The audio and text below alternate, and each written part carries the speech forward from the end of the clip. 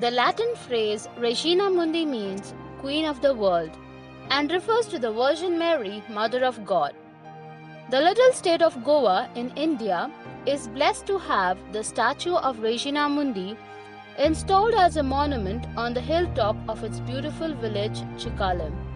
The statue stands high, overlooking and protecting the little state of Goa under her caring arms. Come, let us tour through the history of this majestic monument, Regina Mundi, Queen of the World. The history of this monument dates back in 1957, when a certain Captain Jones, an English Christian seaman, was working at that time in salvaging a shuttle ship in the Goan harbour.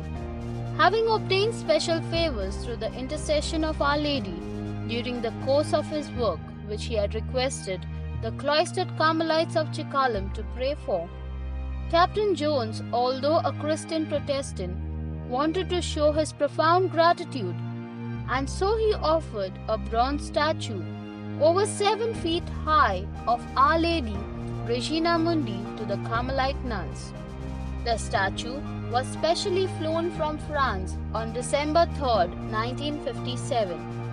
The Carmelites could ill afford the gigantic task of building a monument, and so the statue remained packed in its wooden case in the garden of the convent, too heavy to be moved.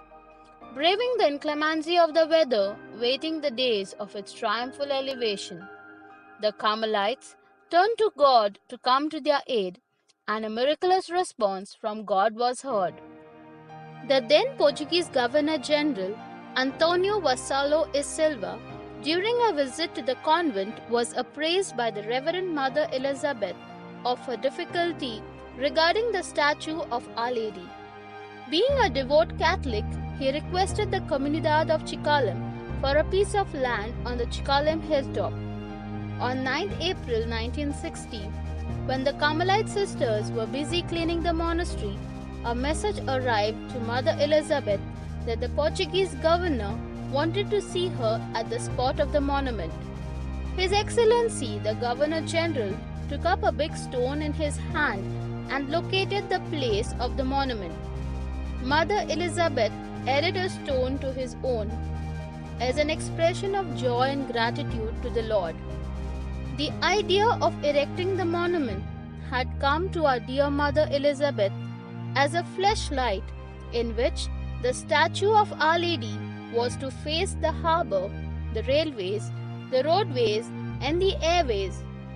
The work of the monument was ordered by the governor himself, and the charge was given to the Portuguese shipyards. The workers employed were mostly people from the village itself, who were happy to do the work for the Carmelite nuns.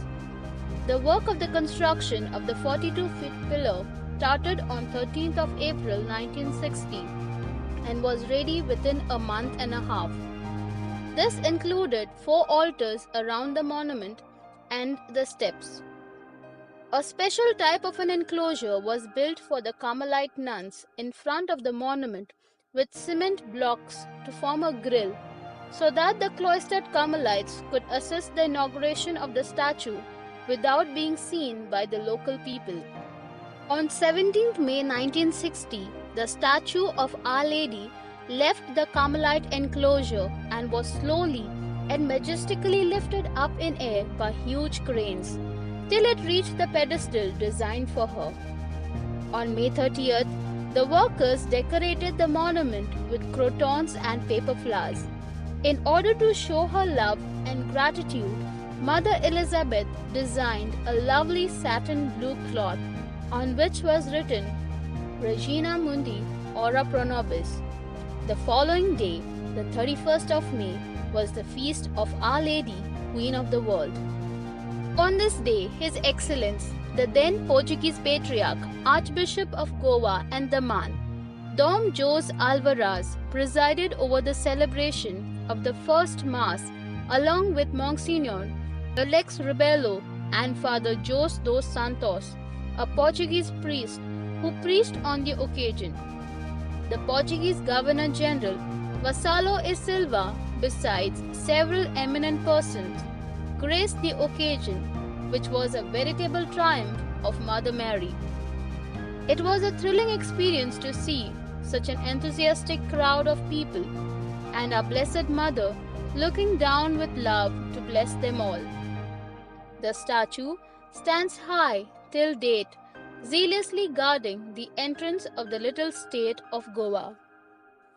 In the 1970s, the Congregation of Christian Brothers established a school on the same hilltop. The Christian Brothers, who follow the system of education and tradition established by their founder, Blessed Edmund Rice, decided to name their school Regina Mundi in honor of the statue of Queen Mary. Today, the statue of the Blessed Virgin stands high, protecting the children of the school entrusted under her caring arms. So let us all join in prayer to Mary our Mother and ask her for her graces, that she may enclose us in her loving care and guard us as her own, so that we may obtain the joys of everlasting life through her Son, Jesus Christ.